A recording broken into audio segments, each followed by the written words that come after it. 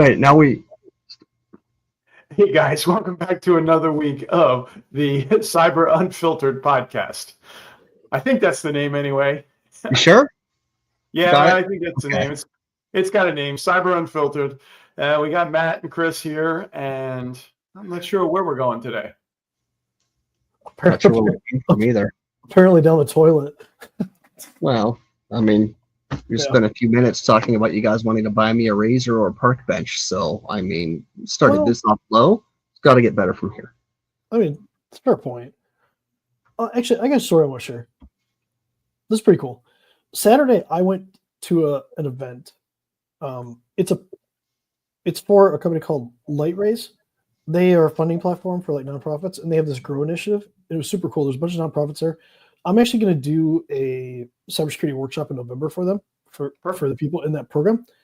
But it was so, like, it was just cool to see the nonprofits who are helping all these people out there and how they're working together, trying to figure out how they can grow each other and work together. And this whole initiative on how to uplift them. It does nothing but bring communities up. Mm-hmm. I think we need to highlight that, like bring communities up, much like what we try to do with helping small businesses and helping them stay safe from cyber attacks. These guys are helping nonprofits raise money, which is super important, especially nowadays, right now, especially in the climate that we're in and things like that. Yeah. So I just shout out to them. It was super cool. I'm super excited to. Nonprofits are a great community. They're also, like our community gets pretty tight. The nonprofit community is even tighter. I see a lot of people flipping between nonprofits and helping them drive those missions forward. And it's needed. And like you said, it's questionable funding for a lot of things, but a lot of these nonprofits are privately funded too. So there's definitely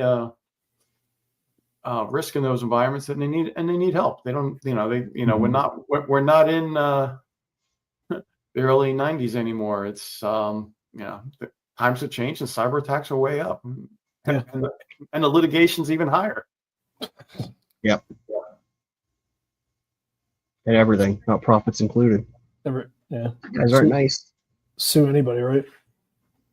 I mean, one of the early data breaches, one of the early ransomware, as I heard about, was actually a woman that ran a small nonprofit as a dog rescue. I was like, don't hurt the doggies. That's just rough. What's going on, Chris? What? So we're talking about? All right.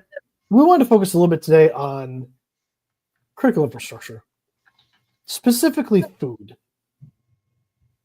We can talk about a lot of things in critical infrastructure between electricity and water and things like that. But like food is so vital for how much of the country operates, right? Because we all use grocery stores. Not a lot of us grow our food. We rely on grocery stores and things like that. So United Natural Foods is having a slight issue right now. They're the largest publicly traded wholesale distributor of food in the nation, actually in North America specifically.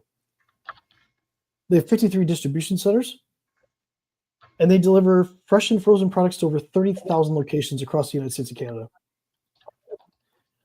They got ransomware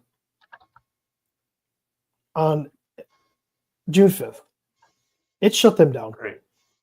Yeah, and they published their 8K because they're a public company, so we can view that, we can read that. And they don't really say much in it. It's like one of the shortest 8Ks I've ever read. But they've engaged third-party assistance, notified law enforcement, things like that. And I think they're back up and running now.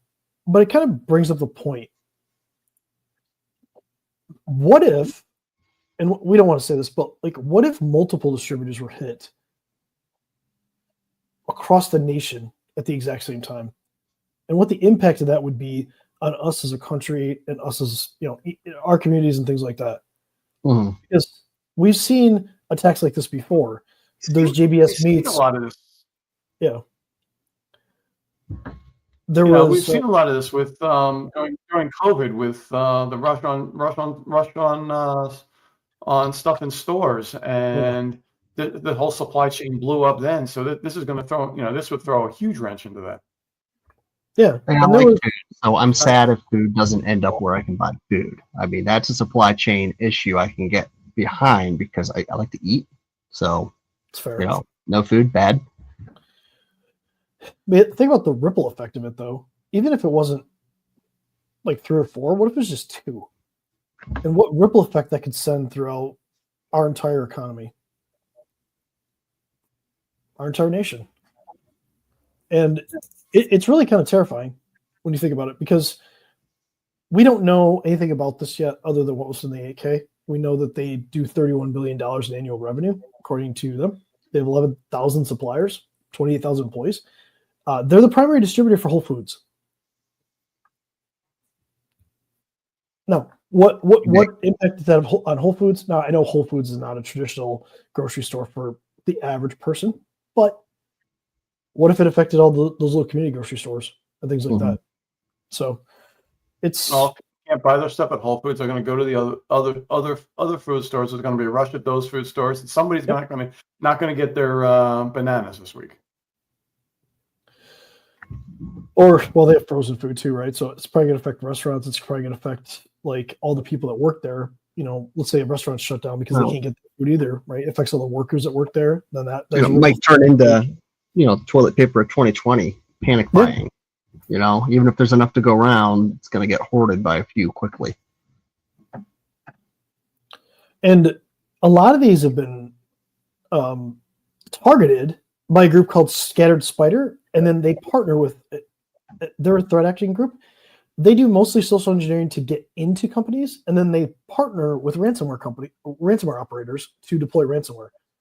And they've been very successful around the world in getting into some of these retailers and things like that. So we can kind of transition a little bit here and talk about like, how does this happen, right? How does a company that's doing food distribution, how does this happen to them? Mm-hmm. Well, most of these companies are technology driven, right? They have to be. At this scale, they rely on technology for everything. It's fair to say? Sure. They got their internal technology, but they're, for this is probably no different than any other one we've seen where somebody clicked on a link. It's all, it's all training and, what's the easiest way in? Let's send 10,000 emails and see who clicks. Yeah. Or in Scattered Spider, they're really good at tricking IT staff or help desk into resetting passwords. Makes it even easier. They do a ton of open source intelligence. They'll target people inside the company that they think that they can act like, and they have all the information on that person. Especially with all the breaches that we've had, they have a lot of that information. And depending on if you verify a user when they call in to get their password reset, it's really easy to kind of trick people into doing that. Mm-hmm. So, and once they get that access, they're really, really good at lateral movement, like moving throughout the organization and do a privilege escalation. And then they're really, really good at handing it off for ransomware operators. It's kind of terrifying because they also were the ones behind MGM and Caesars. Right. So they've been pretty high profile attacks. M&S too, that's over in the UK that we talked about. Again, they were directly involved in that.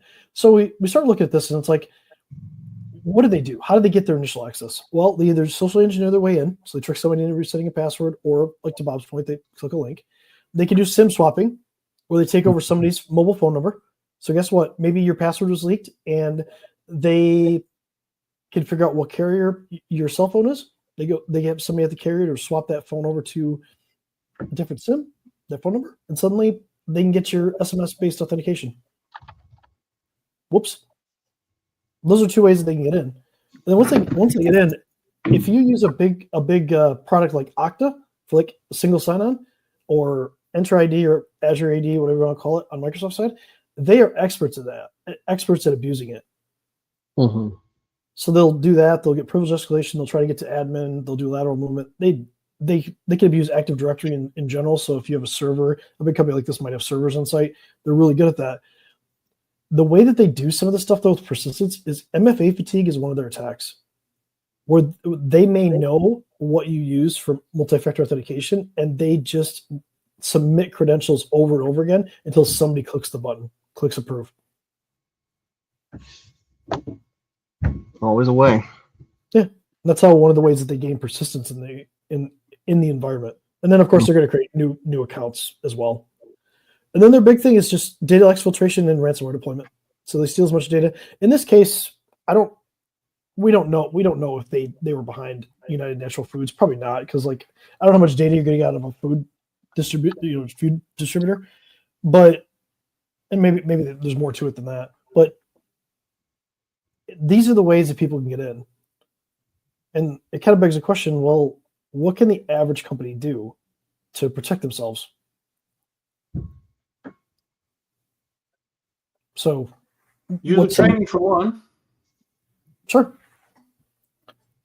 You know, no, if you get 1,000 MFA requests, just stop paying attention. Do not pass go. Do not collect anything. You're gonna lose $200 or more. Sometimes you can set up alerts for those too, depending on. if you see something, say something here. It's yeah.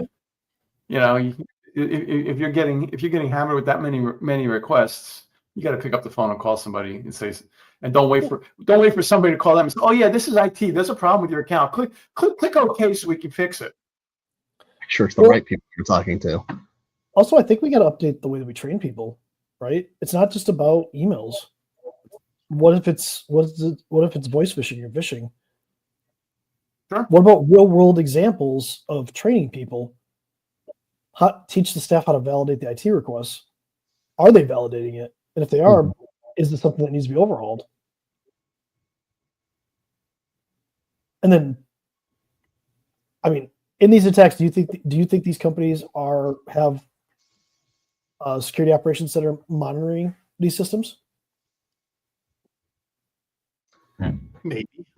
Maybe. Well, they should.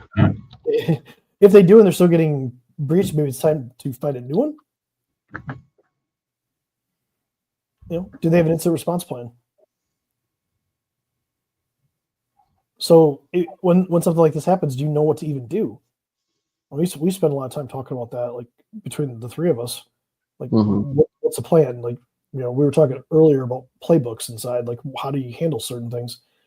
M&S, one of the things that one of their employees said is that they had, that I read, I don't know, I forget how I read it. They said they had no plan. Now, United Food, who knows? We don't know anything about that, but they say their AK, they had a business continuity plan. Well, they got back up and running at some point, so I can only assume they had something in place, thankfully. Yeah.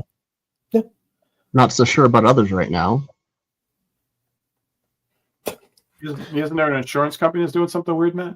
I was saying for segue, yeah, like there might be a Fortune 500 insurance company that even sells cyber insurance, I think, that is completely off the grid for the last 3 days, and nobody seems to know why. There's really not much information out there. It doesn't feel like it's just a IT issue and it's 3 days, does it? No. All we seem to know is that all employees got a text message on Sunday saying, don't come in, you can't do crap.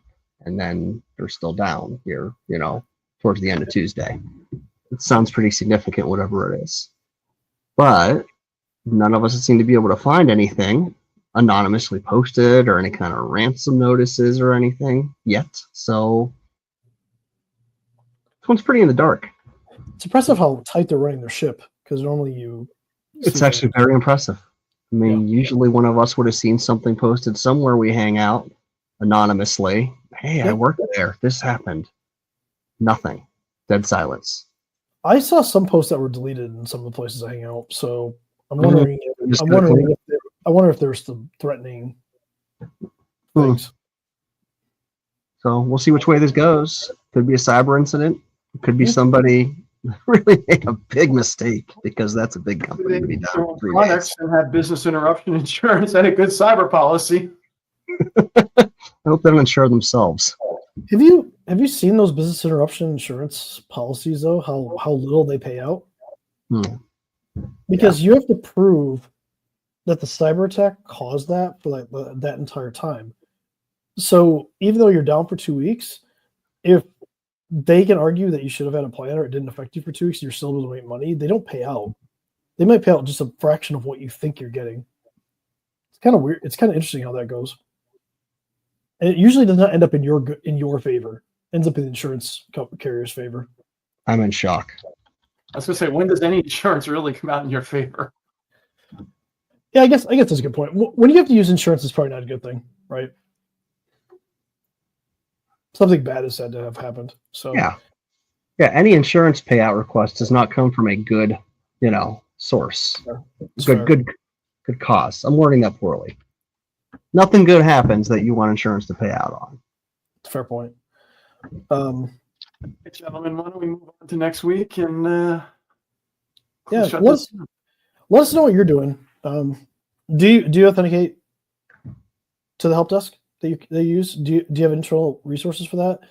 In the age of AI, where you can clone anybody's voice, have you thought about that? Let us know. We're No, really maybe we should interested do in that for when Matt can't be here with us. Oh, ooh, You guys gotta make an AI of me. an AI avatar that we can make say anything. Yeah. Ooh, I like I this. tried to take a vacation, and you're getting threats of AI here. Hmm. Can't wait to see it. Do a whole session. It's just AI people, and we aren't even here. We could do that. We could throw that together. We The could funny train part it is- on the old stuff. Well, the Have them funny part interact is, with each other. how many people would notice? If we do a good enough job, like it might be kind of hard to notice. Can try. Maybe This one's it. Maybe I'm AI. Yeah. Prove I'm not. Maybe. I don't know. I guess you guys will have to tune in next week. Maybe it'll be completely different. We'll have to see. But Good week, everybody. Bye, everyone.